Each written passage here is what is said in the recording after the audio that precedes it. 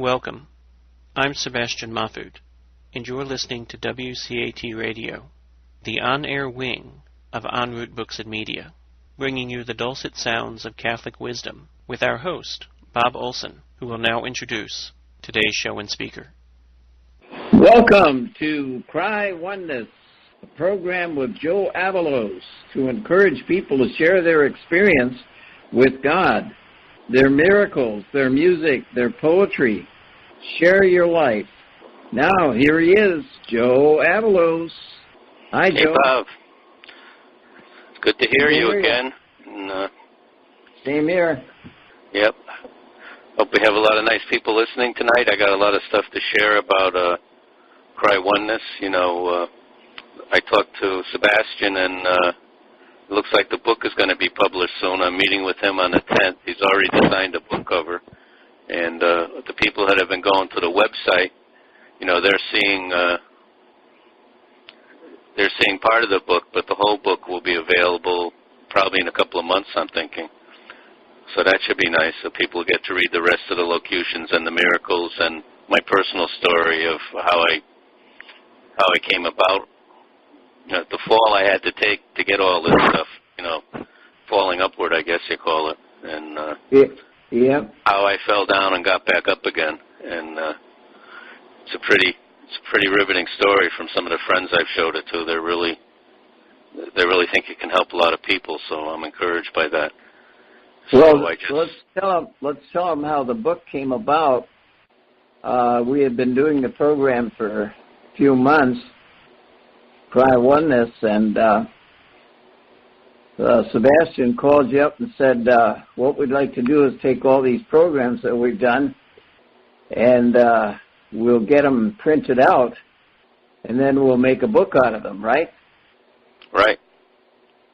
And you were talking to him today, and why don't you fill us in on how everything is going to work? Well, I wrote the intro. Maybe I'll read the intro because that will help people understand what the book is going to be about, and then I'll talk about what me and Sebastian's talked about over the past couple of days and some of the things that are going on, which are pretty interesting. Let me get that email up again. Hold on.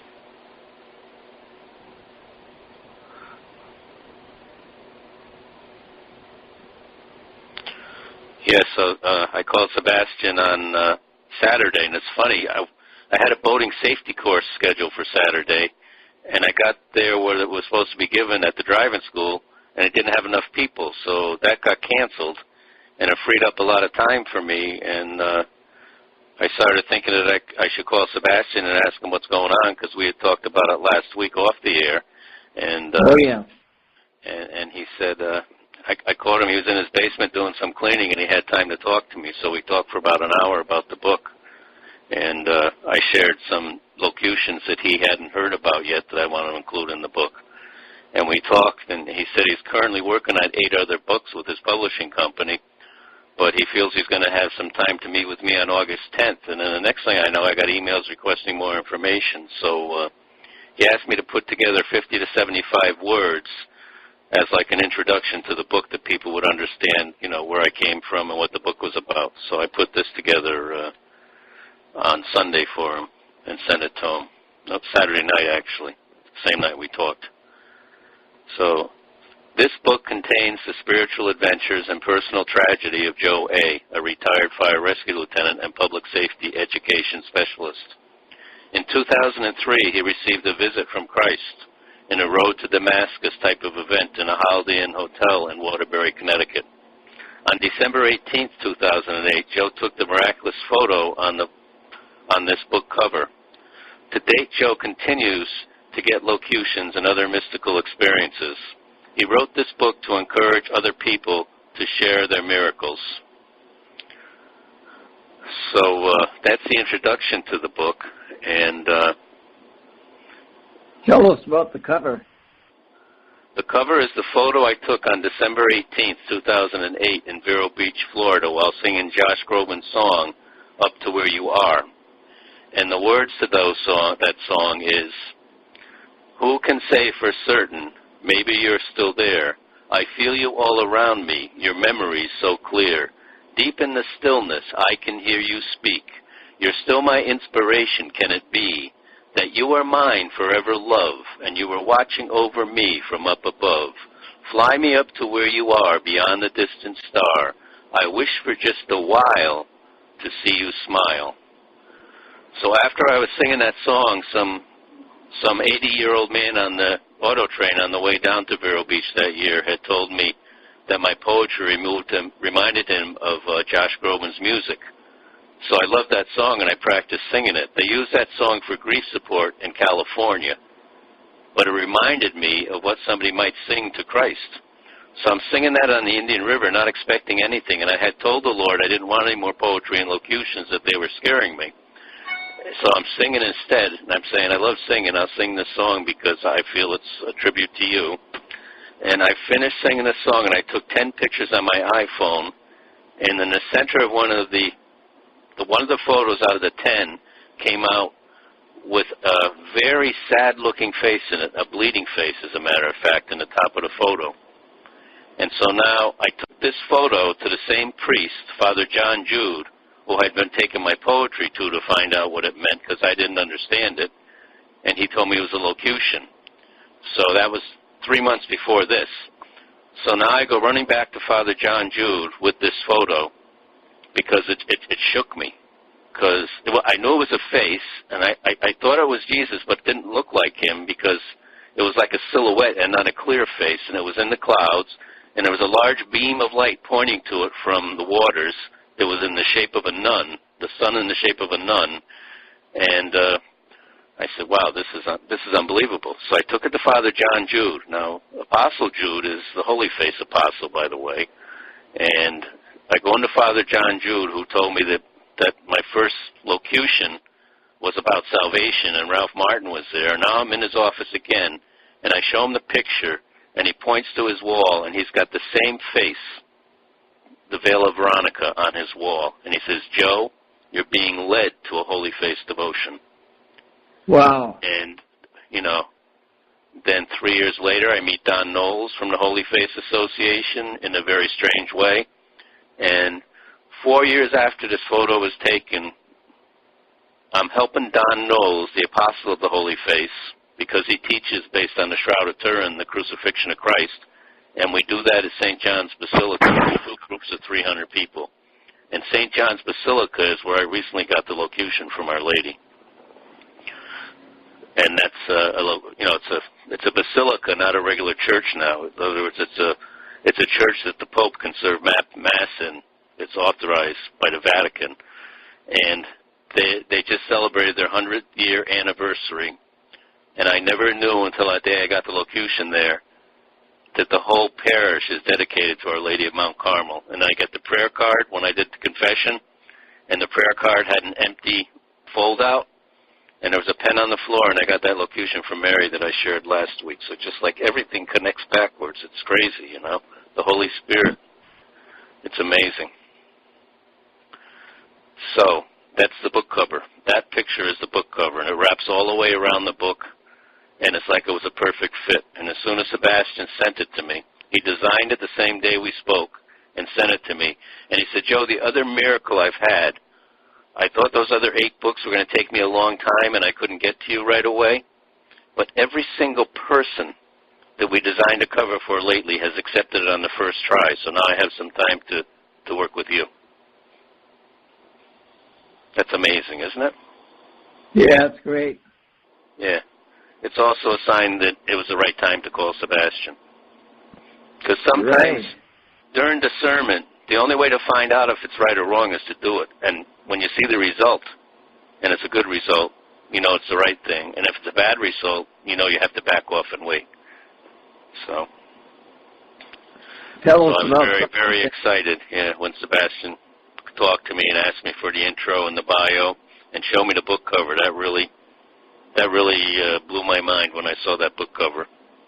And he's the one that wanted to use the picture of the face after he saw it, because he had never seen that before.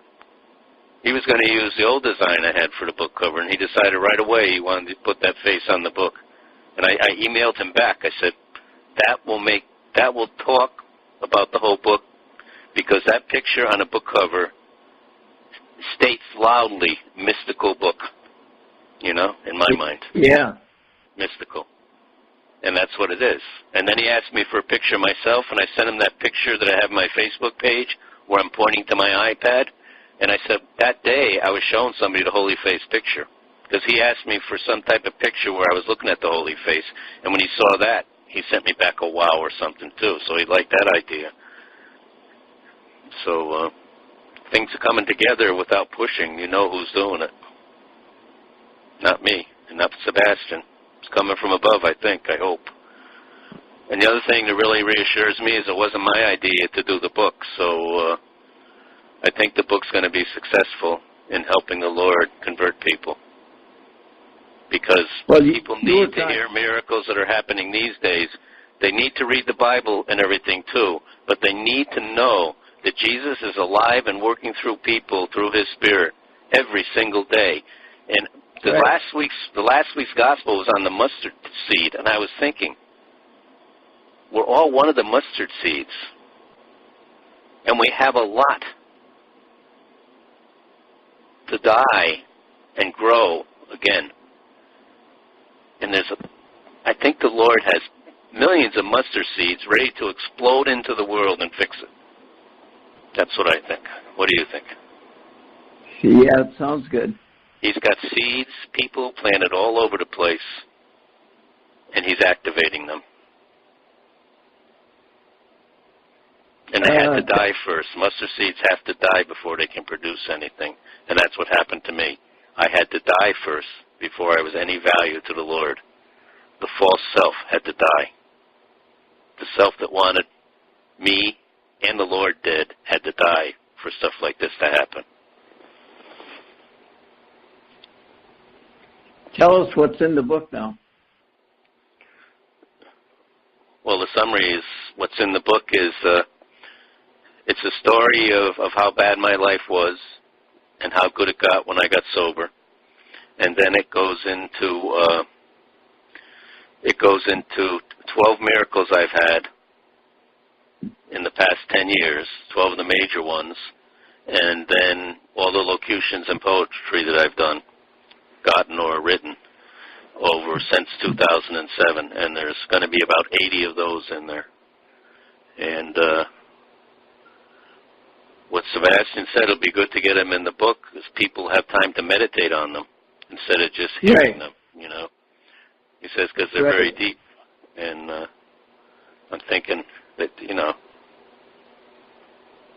I'm not as deep as the locutions, but the person who gave me the locutions likes people to learn to understand things that they think are... He reveals part of the mystery that people need through words that other people write. And every word affects different people different ways. So no one person, no 10 people are going to get the same thing out of words. When it's spiritual, everybody gets exactly what they need. Even though the words are the same, the Spirit moves people in different directions. It's just amazing how things work, I think, It's just like that picture. I was carrying that picture around for 2 years and showing people, and then I go to a pro-life march, and I go up to a priest with a woman and a kid to try to find out where Father Bill McCarthy is in that crowd of 30,000 people. And I said, Father, you may think I'm crazy, but I just came down here on a bus from St. John's Basilica with the Holy Name Group, and I want to try to find Father Bill McCarthy. You wouldn't happen to know where him and his group are from Moodus, Connecticut. And he points to a flag 50 feet from where we were, and there's my father's house, all the people from my father's house. Wow. And before I went to go to the flag where he said Father Bill McCarthy was, I said, would you mind looking at this photo I took, Father? Because one of the reasons I'm going to see Father Bill is I took this photo in Vero Beach, and I want to show him because I think there's a face in there of the Lord. And he looked at the photo, and he said, where did you get that photo? Like accusing me. And I said, I took the photo. He said, you could not have taken that photo. I have that photo as my screensaver. I guess somebody from Vero Beach gave him a copy of the picture. So then I'm in awe over that, right? And finally he accepts that I took the photo. I showed him my iPhone, and then he says, wow. And he's got this lady next to him with her son, and he shows the picture to the lady, and he says, do you see anything in this picture? And she says, oh, my God, I see the face of Jesus in the sky. He says, yeah, amazing, isn't it? And she shows it to her son. And her son said, she says, son, do you see Jesus in here? He says, no, Mommy, but I see Our Lady of Guadalupe in the water. And that's the first time I ever saw Our Lady in the water, and it was Our Lady of Guadalupe, and that's my main devotion. Wow. And Sebastian saw Our Lady of Guadalupe in the water when he got the picture Saturday. And he also saw something else in the bright reflection, a message about the Trinity. And I don't even remember what he said, but because I was so amazed at what he was telling me. But there's something sacred, other sacred image in that photo that he saw that I never saw. Isn't that crazy? Yeah. And he's got a degree in theology, right? And he's seeing another message in the photo that I never saw. Then he said, we were talking about a photo being worth 1,000 words. I said, well, this photo's worth a whole book, of words. Yeah. So all that'll be on the book cover. Yeah. Yep. Wow. And it's funny, some people don't see the face at all. They think it's just an orange glow. It's amazing, because I used to show that in Vero Beach. I had 500 copies printed, and the Lord had told me, give them a picture of a photo and a Holy Face devotion folder and a Holy Face medal. And that's what I was doing. That was my ministry down in Vero Beach before I came back. Oh, yeah. One picture, one Holy Face devotion folder, which has the Holy Face on it, the Holy Face from the Shroud of Turin, that's the same as the one on the photo, if you see it, and a Holy Face medal, which Padre Pio said is a ticket to heaven. Because on the Holy Face medal, it says in Latin, may the light of his countenance shine upon you. On the face side, and on the host side, it says, stay with us, Lord. And it has the protective power of a scapula, because Sister Petrina was thrown down the stairs by the devil trying to make scapulas, and she changed to a metal so the devil couldn't burn it, because he burned the scapula she was trying to make. And then money appeared for her to make medals, and she said to Our Lady, I'm so sorry I had to make a medal. And Our Lady said, that's fine, a medal will suffice. And then she had it validated by, I forget which pope it was, but the pope authorized distribution during World War II, and nobody wearing that Holy Face medal was ever executed in a prison camp. Huh. So, it's amazing, right? Wow. You said that you also sent him the letter that was in the New York Times? Yeah, the story about the Campfire Fatality program that we did in the fire department that I want to have churches do. Yeah. Raise money by putting containers in their parking lots with the Holy Face image on it and having people donate. Instead of donating, bring their cans back to the stores. A lot of people just throw their soda cans out. So bring the cans you're throwing out to the container in the parking lot with the Holy Face program logo, and then have a youth group use the cans to buy food and serve food to homeless people, and have a speaker at the meals replicating the Last Supper setup-wise with a podium with the Holy Face on it, and have people getting up and sharing their miracles from the podium while the people are eating. Have speakers to talk about the miracles they've had in their life, like we're sharing on the show sometimes, where we're trying to get people to share, but nobody's calling in. And, hopefully one of these days somebody will call and share a miracle that they've had, and that would be nice. But it's just nice to have people listening to us. I know there's people listening, and I have the numbers from Sebastian. We could use some help. If people are listening, email a couple of friends a link to the radio app so that more people can listen and hear the miracles we're sharing. and maybe pitch in and share some of your own. It would be nice.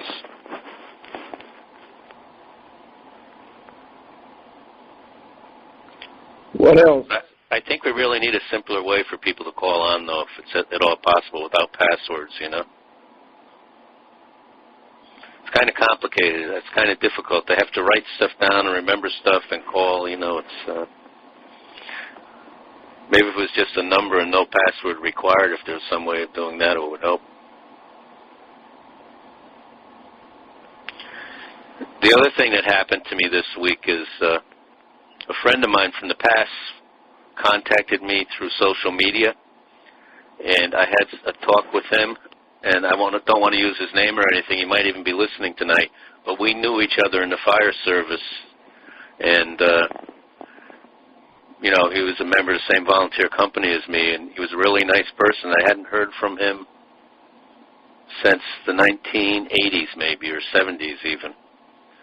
And he, you know, hit for a friend request, and I acknowledged back, and we started talking back and forth, and the conversation led right to the Lord. And we were sharing how much he means to us in our lives, you know. And I think he's about 10 or 15 years younger than me, maybe even 20 years younger than me. And he's out in the Midwest now. And I found out he had a bad accident, and he actually lost both his legs in a fall from gangrene. And he is so full of the Lord that it's unbelievable. Unbelievable. Something? Was he always like that when you knew him before? He was always a Catholic, kind person and believed in the Lord, but the faith he has makes mine look small. It's amazing. You know? I don't want to use his name, but maybe someday he'll call in and share a story with us, and that'd be great, you know?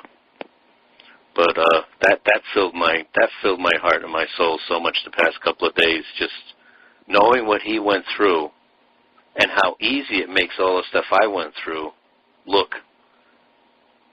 And he always had the Lord and never lost the Lord. And I had to go through all that stuff just to get to the Lord. You know, some people are saturated with the Lord before anything happens, and he makes sure they can deal with whatever they have to go through. And he said he never lost his faith, you know.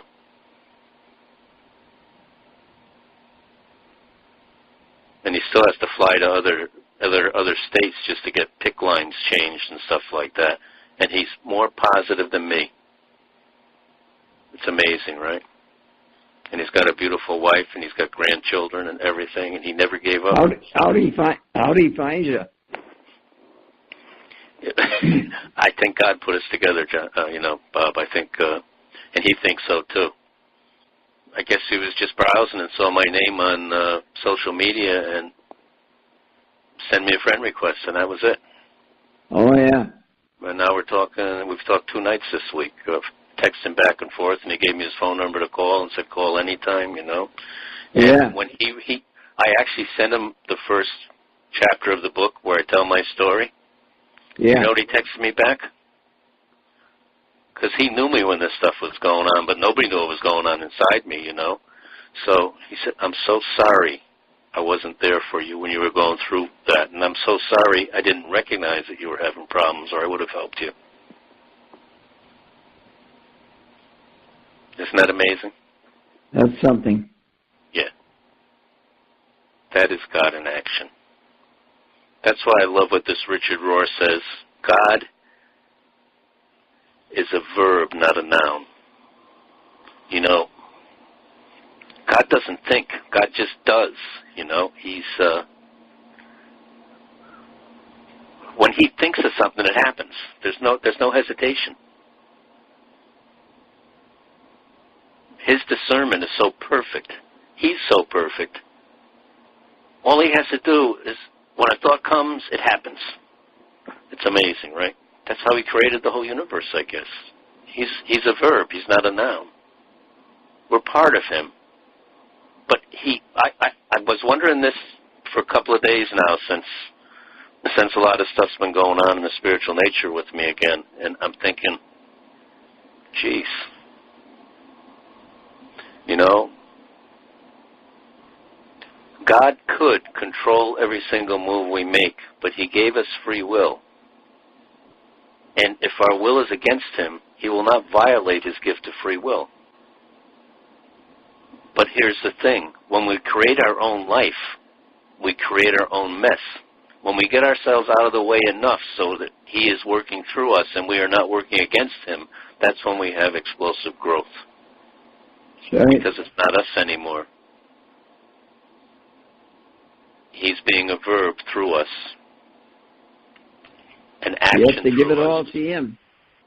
Huh? You have to give it all to Him. You can't hold anything back. You can't hold anything back, but it's a dance too, right? Our will always gets in the way a little bit. I think the only time we have completely His will, I don't think we see that in this life. Yeah, but that's the struggle. goal. You got to give struggle, it all. Yeah. Yeah. Got to get out of the way all the way. That's when right. we get out of the way, He gets working through us. Right? That's right. And then we have a bad day sometimes, and we regress in our, we sin a little bit in some way, and we block His way again. And then on another day, we say, why do I do that? We go to confession, we get it out of the way, and He starts working through us again. But He can't work through us while we're blocking Him, because He won't violate the free will that He gave us. In my disease, in my program, they call our problem free will run a riot, The only true peace is to be a slave to God. But it's not hard to be a slave to God. It's hard to be a slave to Joe or Bob or whatever your name is. That's the hard life. When you're a slave to yourself is when you suffer. Correct? That's right. Yep.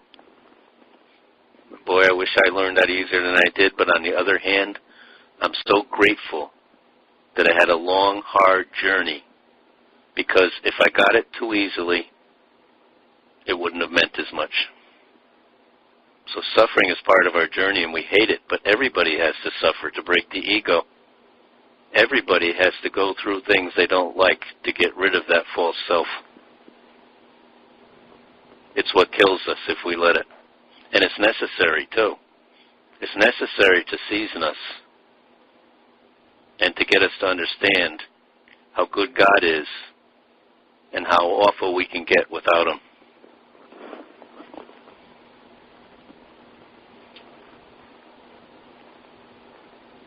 What was the key with you, Joe? Same as the key with everybody. Surrender. You finally gave up. I couldn't do it anymore. I had that moment of clarity in Polici's restaurant. I had my breakdown. I was in psych rehab every day of the week. And my family called and said that they wanted me to come have dinner with them at Polici's restaurant. Yeah. And I was on mood stabilizers and antipsychotics and antidepressants and Ativan 3 times a day, maximum dose, to get my mind back in shape after all the alcohol abuse. And I was halfway through the outpatient rehab, and I was feeling horrible, but I went to the psychiatrist and I said, Dr. Perez, my family, and I hadn't had a drink for a year, I was a dry drunk. My family's taken me out to Polici's restaurant for dinner. You think it would be okay if I had a glass of wine with dinner? And he looked at me, and I think he tried reverse psychology, and he said, sure, with all, and this, I'm going to swear a little bit, and this is what he said, with all the shit you're on, a little glass of wine won't hurt you. So I went to Polici's restaurant, and I was looking forward to that glass of wine more than seeing my family and having them see me in the condition I was in, because I was like a walking dead zombie. But I was going to make it to my birthday party and have that glass of wine. That was my whole motivation. And I got there, and I sat down, and everybody sang happy birthday and everything, and we sat down to eat, and the wine was passed out. And I took the glass of wine in my hand, and they all toasted me, and I had a sip of wine, and I put the wine down, and I had a moment of clarity. And I said, I can't do this anymore. I'm not even going to finish the glass. And I didn't. And that was my last drink on October 1st, 2004. Last one, huh? Yep. And if I didn't have that drink, I would have had a year more of not drinking. And I will tell you, it's more miserable to be a drunk without AA. I was going to a psychiatrist and everything else, and the psychiatrist was a retired police captain, because the visiting nurses that were seeing my behavior with my mother, trying to take care of her with her Alzheimer's, and they saw how stressed and angry I was all the time. They told me if I didn't go get psychological help, they were going to take my mother and put her in a nursing home. And at that time, I didn't want her to go into a nursing home because I wanted to keep trying to fix her. So I went to see a police captain who was a psychoanalyst, and he told me one day, Joe, you need to go to AA. And I got mad at him. I said, what do you mean I have to go to, excuse my line, effing AA? And I was really, I had so much anger in me back there, it was unbelievable. And I said, I don't even drink, and you're telling me I need to go to AA. I haven't had a drink for 6 or 7 months, and you're telling me to go away. He says, I don't need AA. I don't drink. He says, you do not need AA, Joe. I said, why? He says, you have no social life. And he was correct. I wasn't drinking, taking care of my sick mother, and that's all I was doing. I had no life other than that. So that's the consequences of the isolation that the disease of alcoholism causes. You're perfectly happy not being around anybody except a bottle of beer. And then when you lose the bottle of beer, you're perfectly happy because nobody's around you, not even the people in the bar. And you go into clinical depression like I did.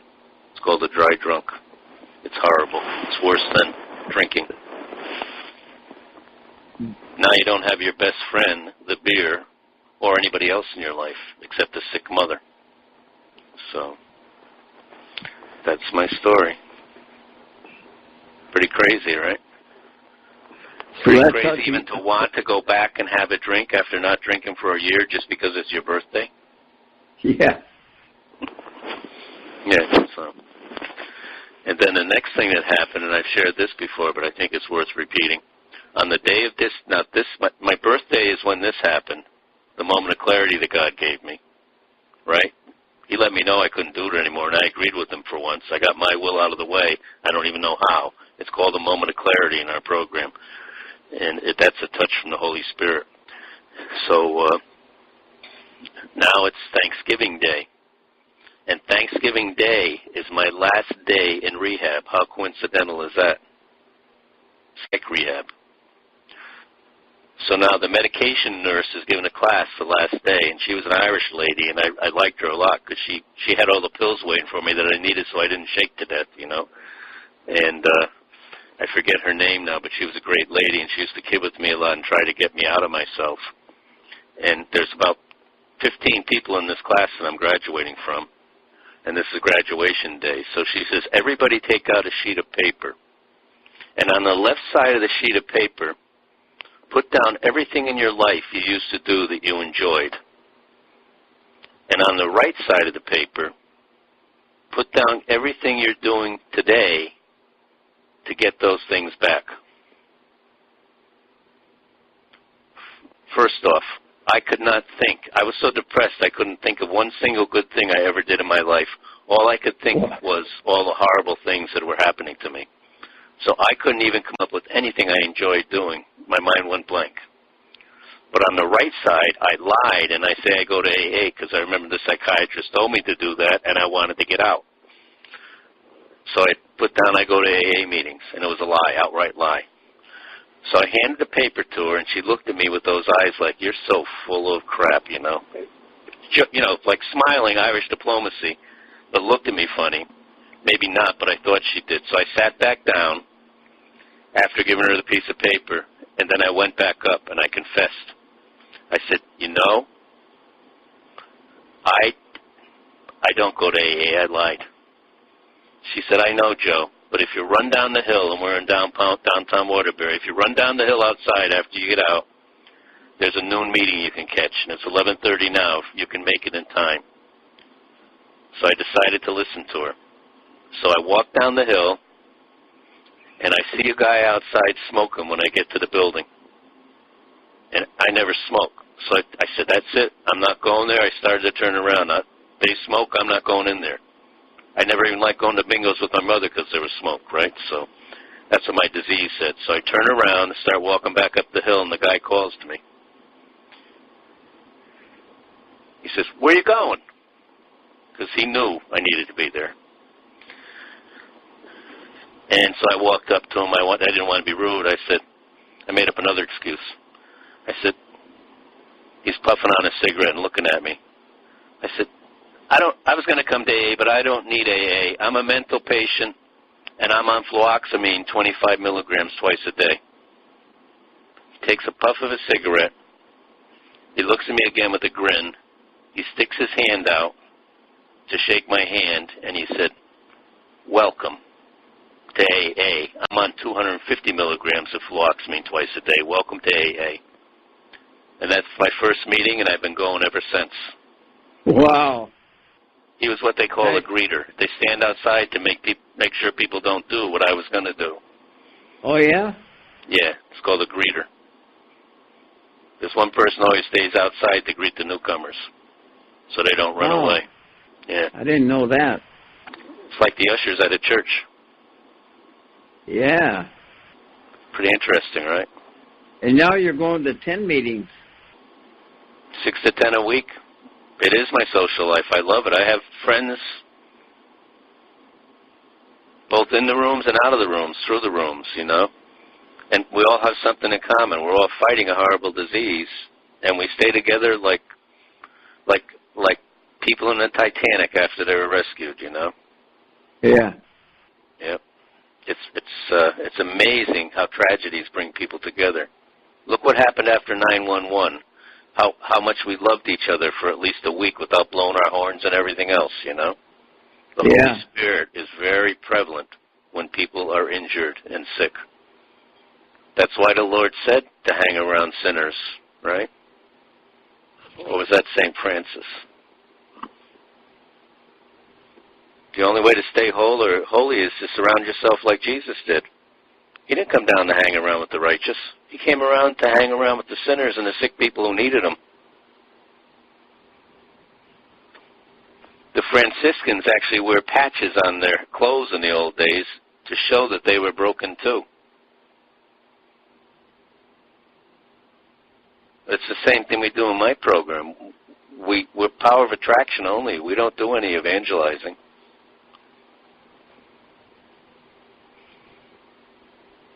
It's like St. Francis used to go door to door with the monks, and the monks would say, when are we going to start preaching the gospel, St. Francis?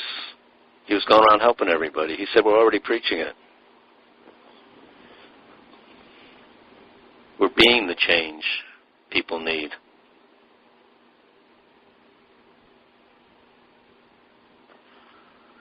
Well, so I guess you can tell I'm pretty excited about the book, huh? Yeah. I think I told you I have over 900 people have registered on my website. And well, tell us about it. Well, the website has half of what the book is going to have. It has 6 miracles, and it has 30 poems and locutions, and the rest are going to have to get the book to see. And then I'm hoping to use any funds raised in the book so that I can go out and do some evangelizing in different places and, cover my travel costs.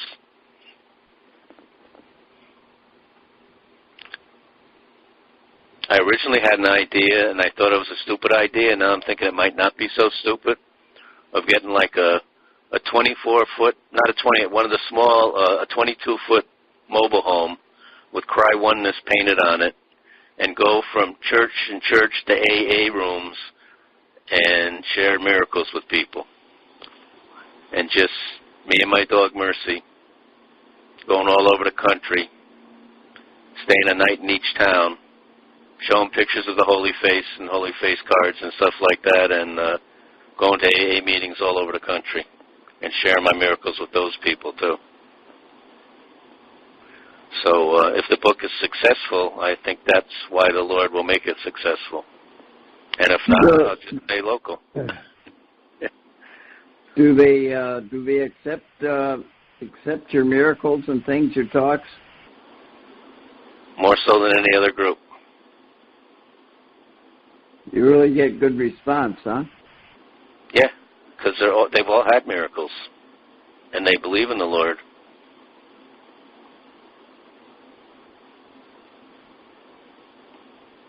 I have more acceptance in the rooms than I do in churches. Isn't that amazing? Do you talk about the Lord at the meetings?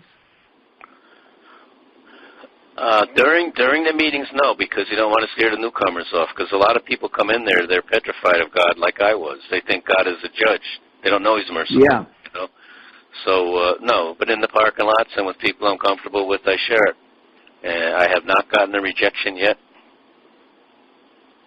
Well, how do you explain the miracles? Just like I'm doing with you now. I tell the truth of what happened, you know. I share my story, and that's what we do in the rooms, too. But I leave out this part of my story because it might scare some newcomers. But there's certain meetings where you know there's a lot of people that believe the same way, and I share it, too. But I never share it when there's a newcomer there. Yeah. Because some newcomers don't like God at all. They think God did all the damage to them. They don't know the drinking did it, if you know what I mean. So, yeah. Yeah. So.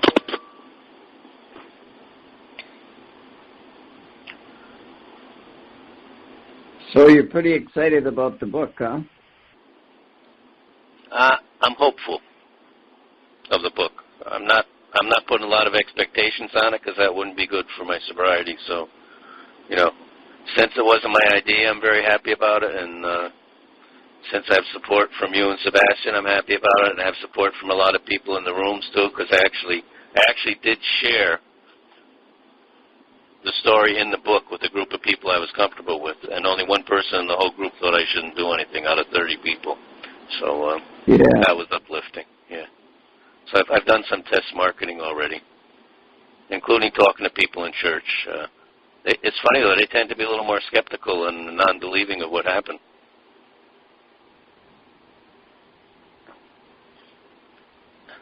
And that's why I think we need this type of program in churches where people share their miracles, because I think a lot of people need to know that Jesus is working miracles today. And it's, you know, as a matter of fact, anything good happening in the world right now is Him. You know, so if anybody's having good things happening in their life, they should share it in church and give Jesus credit for it, you know. That's what I think. I think it's the gospel needs to be said, but also people need to share their stories. And this week, I was actually watching a video of a church, but it wasn't a Catholic church. It was what's close to Catholic in the Protestant realm? Episcopal. Say another couple. Orthodox.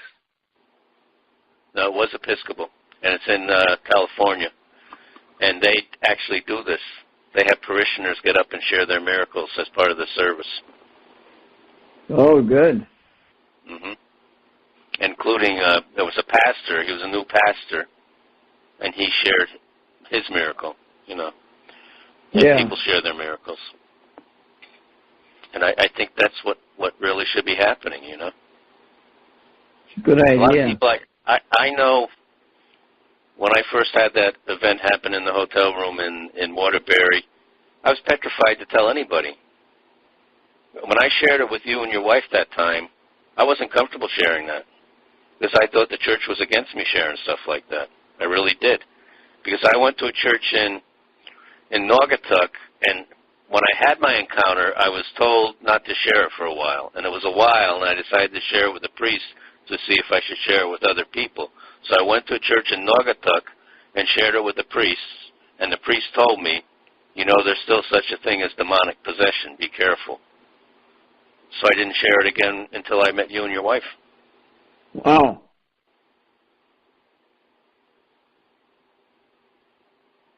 That's why I hope the new pope is successful in making our church small again so that it can serve people.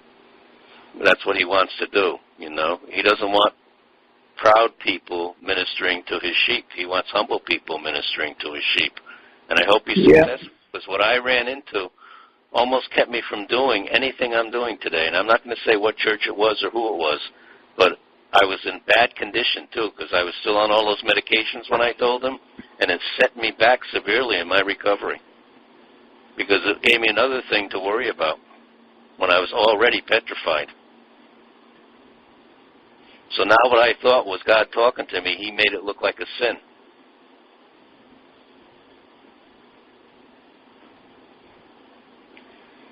Huh.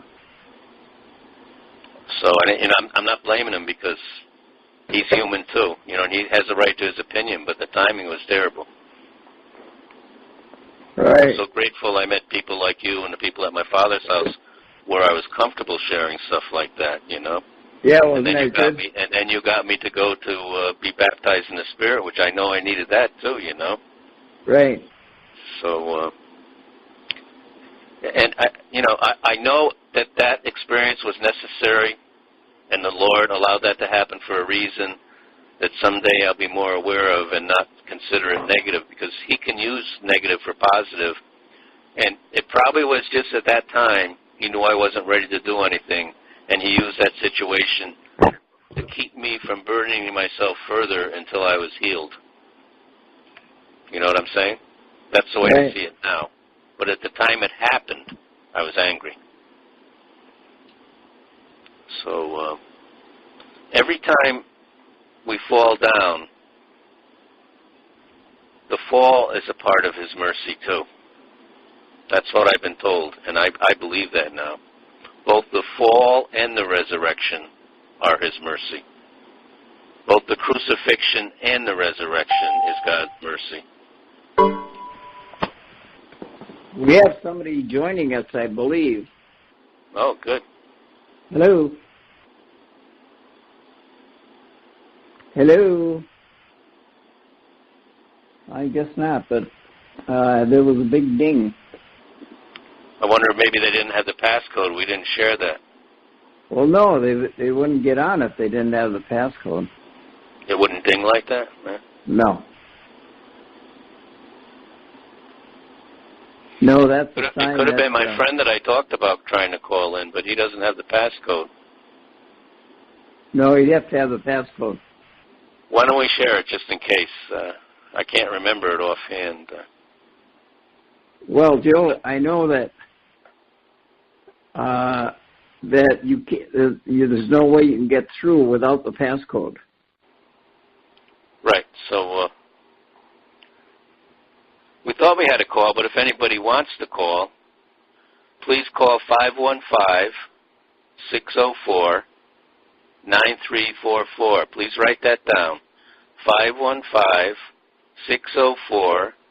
515-604-9344. And then when the lady asks you for the password, type in 914121 if you want to talk to us on the air. That's 914121, and then you join the conversation Bob and I are having. Maybe it won't have time tonight, but next week we'd surely like to hear from some people.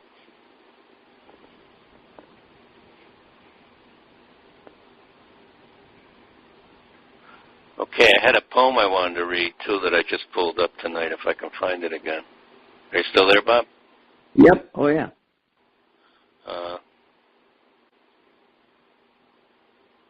Where would I go?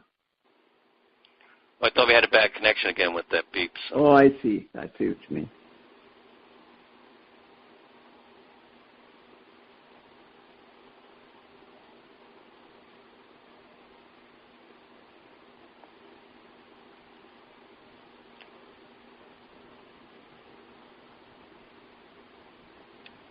Joe's looking for a poem that he wanted to share.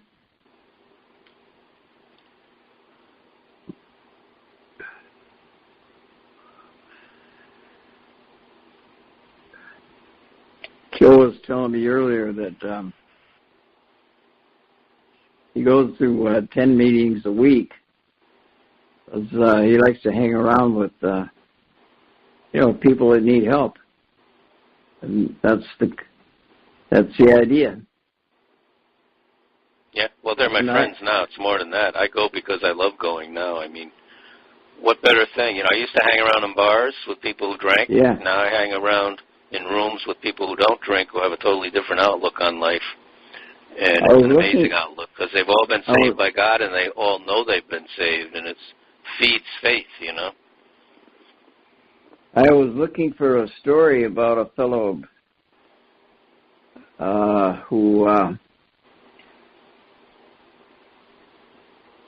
would hang around. He'd work in the morning, I think, and then in the afternoon he'd go down and to the streets and hang around with the people on the streets. He did that every day.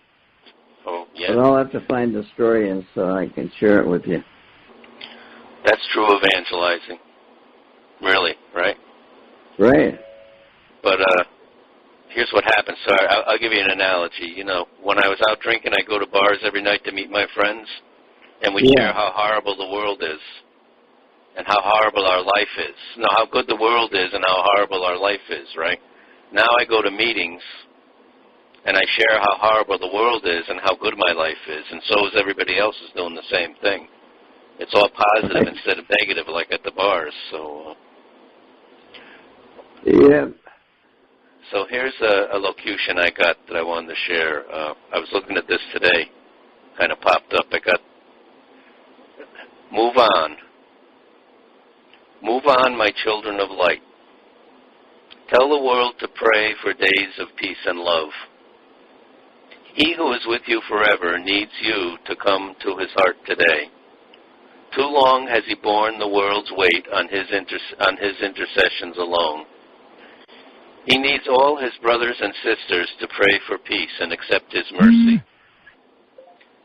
It is a time for all to accept his mercy and know him as their only Savior. There is no other. Move with diligence to help others learn the Word and accept the sacraments of penance and Eucharist. Repent and forgive all so that you may be forgiven. Pray the Rosary and do the Divine Mercy Chaplet daily. Help all who are in your path on a daily basis. Pray more and fast more. Forgive more easily those who trespass. Moving diligently the clouds of fate.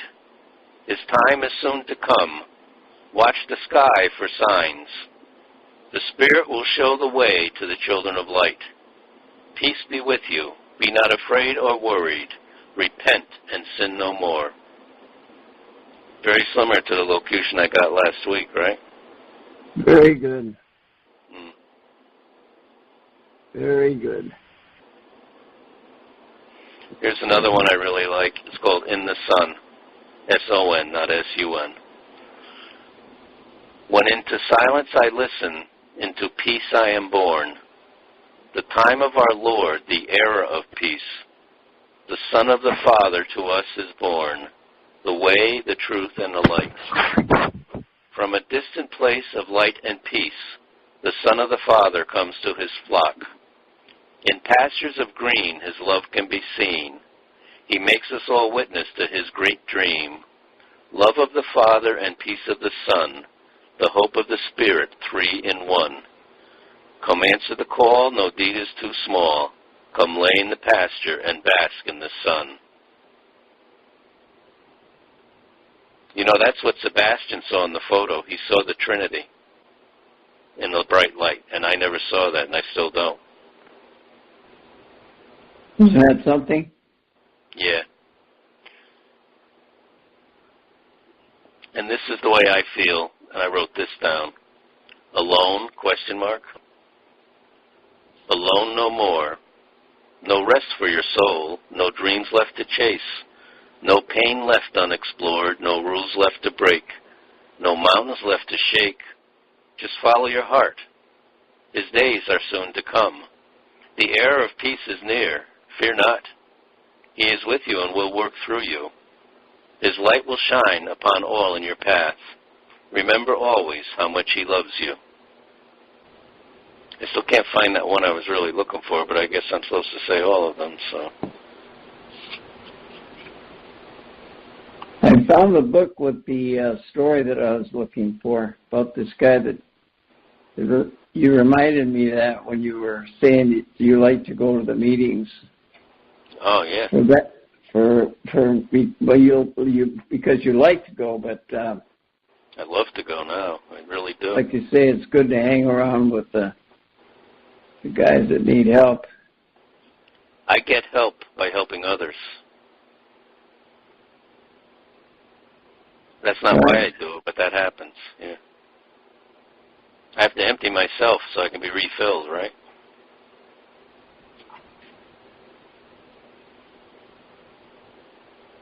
Yeah, I'll find it for next week. I might find this one I'm looking for.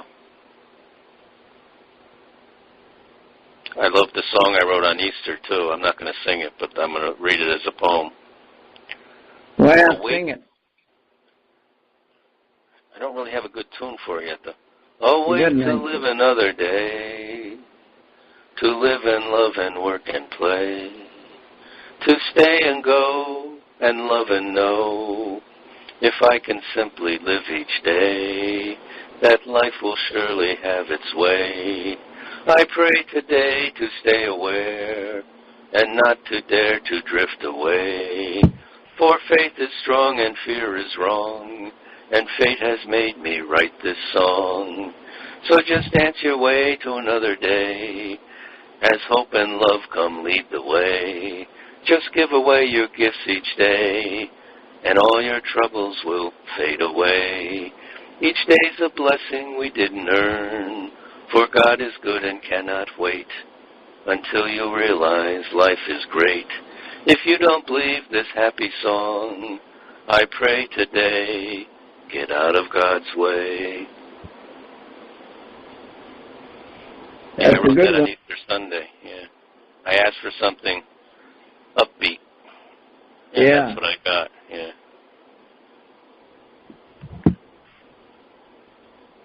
Well, we got 3 minutes.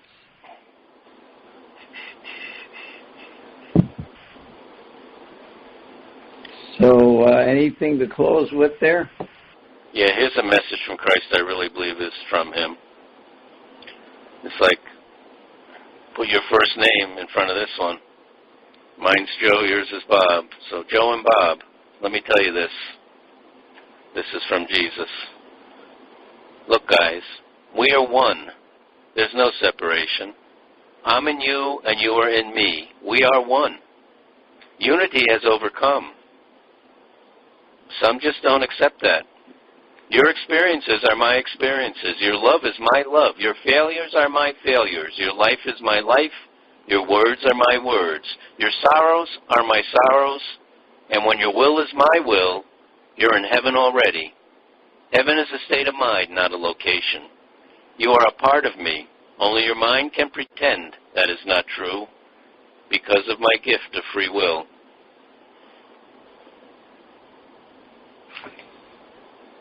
Well, we'll be back next week. Same time, same station. God willing. With Joe and Bob. Yeah. And like you say, maybe you can get your friend to call in next week, huh? I can ask him. He might do it, but I don't know. You know, it's a lot of stuff he told me was very private, so I hope he would be willing to, but we'll see what happens. Maybe he's listening tonight. I don't know. He had access to download the application because I gave him my website. Yeah. Well, Joe, have a good week, and between now and next week, may God bless us, protect us, keep us safe. In the name of the Father, the Son, and the Holy Spirit. Amen. Thank you, Bob. We hope you enjoyed the program and will join us back for another show on WCAT Radio. This is Sebastian Mahfood. Good day.